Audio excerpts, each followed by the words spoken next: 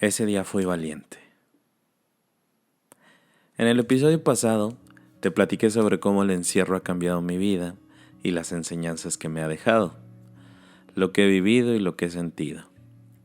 Esta vez no voy a invertir muchas letras en introducciones, mejor vámonos directo a los hechos. Permíteme contarte algo que, siendo yo el tipo de persona que soy, no podía faltar como parte de mi experiencia en Dublín.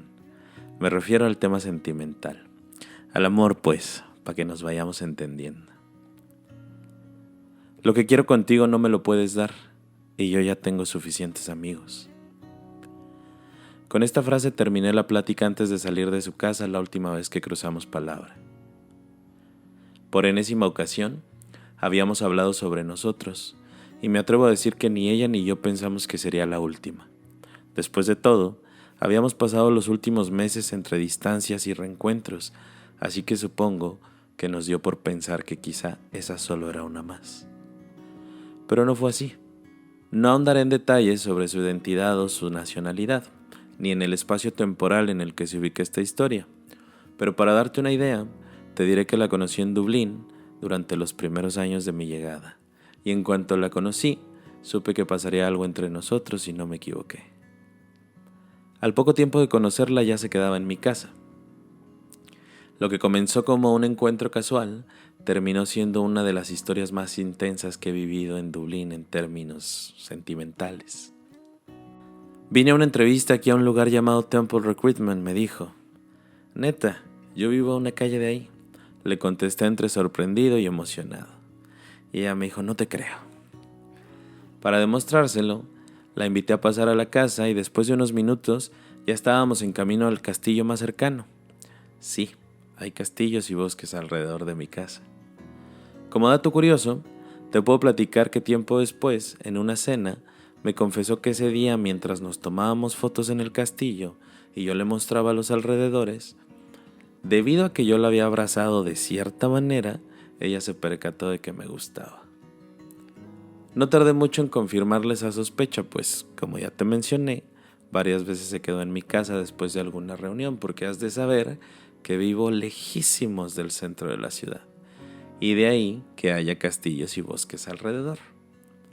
Así que un buen día, envalentonado por unos cuantos tragos, le propuse que saliéramos, pero no como amigos, que saliéramos y nos conociéramos mejor para ver si entre nosotros pudiese darse algo más que una amistad.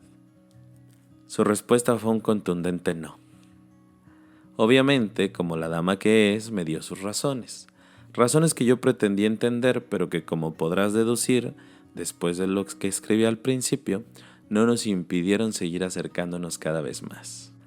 De pronto nos escribíamos casi a diario y debo admitir que de mi parte siempre había un coqueteo constante, una labor de venta, como ella solía decir. A ella eso no le molestaba, pero nunca hubo una correspondencia directa. Todo era sutil, es más, casi nulo. Pero eso no era lo único que había entre nosotros, y creo que eso fue una pieza fundamental de lo que vivimos. Comenzamos a compartirnos cosas personales, aunque yo siempre le reiteré mi genuino interés por algo más que una amistad. Por alguna razón, a su lado yo sentía la suficiente confianza como para dejar que me leyera como un libro abierto, y supo cosas que incluso mis mejores amigos han tardado años en descubrir. Ella, por su parte, reservada y muy poco acostumbrada a las pláticas de naturaleza profunda, como ella misma lo afirmaba, comenzaba a compartirme cada vez más detalles de su vida. Supe por qué le costaba tanto trabajo hablar de sus sentimientos y por qué en su cotidianidad las muestras de afecto no estaban incluidas. Yo notaba cómo se iba sintiendo cada vez más cómoda y cómo iba creciendo la confianza entre nosotros. Recuerdo que en más de una ocasión nuestras pláticas fueron de la trivialidad a la filosofía mientras nos desvelábamos frente a una chimenea. A medida que pasaba el tiempo, compartíamos cada vez más cosas. Pláticas, caminatas, comida, tardes de películas, karaokes, tristezas, lágrimas y risas. Y yo, que ya había pasado suficiente tiempo sin salir con alguien en un plan de ese estilo, ya que mis experiencias amorosas hasta el momento habían sido un poco diferentes, lo estaba disfrutando mucho. Un día, mientras le mostraba mi lugar favorito en el bosque más cercano y tras una larga plática, juntos llegamos a la conclusión de que éramos como un espejo, que había miles de cosas que ni siquiera teníamos que decir para entendernos. Nos reconocimos como maestros uno del otro y decidimos llamar a todo esto que pasaba entre nosotros conexión. No me da pena admitir que fui el más feliz cuando por fin, después de tantos intentos, nos besamos. Aunque la alegría no me duró mucho porque esa misma noche ella me dijo que ese beso no debió pasar. Así que en un intento de autopreservación y tratando de hacer valer la cantidad de euros que me he gastado en terapia, le puse las cartas sobre la mesa. No me puedes andar besando y luego diciéndome que eso no debió pasar.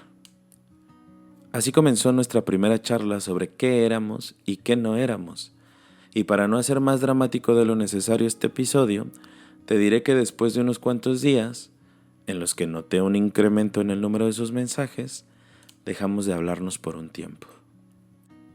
A ese primer distanciamiento le sobrevino el primer reencuentro que se desarrolló entre tazas de té, algunas lágrimas, un abrazo enorme, muchos besos y una respuesta que me dio todas las esperanzas que necesitaba cuando en el momento en el que le pregunté: entonces, ¿qué sigue después de esto? Ella me respondió: hay que ser valientes. Y fuimos valientes por un tiempo.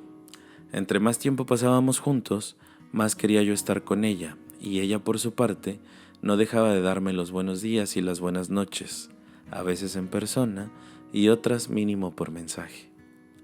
No pasó mucho tiempo hasta nuestra siguiente plática de la misma naturaleza, y con un poco de tristeza, admito que entramos en una dinámica de estira y afloja.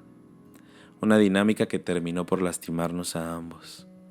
Cada reconciliación estaba seguida de un nuevo distanciamiento, debido a que ninguno de los dos aceptaba lo que el otro quería y a nuestra poca capacidad de encontrar un punto medio o de separarnos por completo.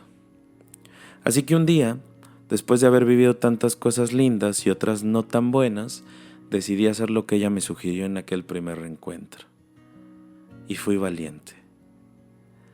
Ese día me llamó por teléfono exactamente en el momento en el que salí de mi casa con rumbo a la fiesta de cumpleaños de una muy buena amiga. Y justo por venir hablando con ella, me equivoqué de parada y terminé afuera de su casa, porque curiosamente, mi amiga, la del cumpleaños, vivía a una calle de donde ella vivía. Pensé que seguro el destino era el que me ubicaba en este lugar.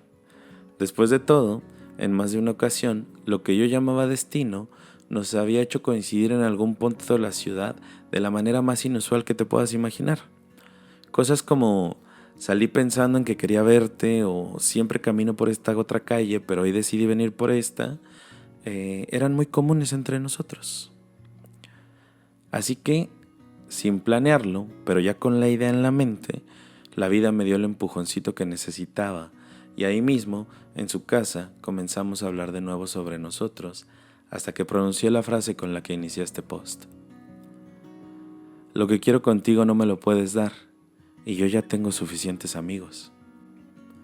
Vi en su cara la tristeza que me confirmó al decirme que le dolía mucho lo que acababa de decirle, y cuando traté de abrazarla para despedirnos, ya no hubo respuesta. Me fui de ahí con el corazón roto, principalmente por dos razones. Por un lado, porque sabía que después de haberme confiado tantos detalles de su vida, ella pensaría que todo lo que habíamos vivido era una mentira para ganarme su confianza. Y por el otro, porque mi ego herido me restregaba en la cara que todo lo bueno que decía de mí, mis cualidades y las cosas por las cuales yo le gustaba, no eran suficientes para que ella diera un salto de fe y decidiera estar conmigo. Pasaron unas cuantas semanas hasta que nos volvimos a encontrar, y a pesar de estar juntos en la misma fiesta, ni siquiera nos dirigimos la palabra. Y así acabó nuestra historia, con un abrazo no correspondido y con un largo silencio que perdura hasta el día de hoy. Sé que tendrás opiniones encontradas sobre lo que acabo de contarte, pero permíteme decirte que esta no es una historia de víctimas y victimarios.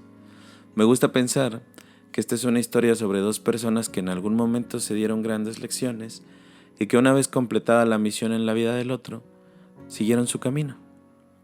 Por mi parte agradezco Agradezco lo que pasó y cómo pasó, porque he de confesarte que esa fue la primera vez que tuve el valor de decirle adiós a tiempo a alguien a quien yo decía querer y que a su vez decía quererme.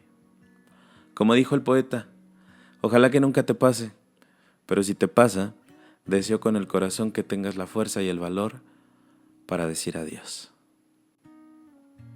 Hasta aquí la historia. Yo soy Héctor Toshira.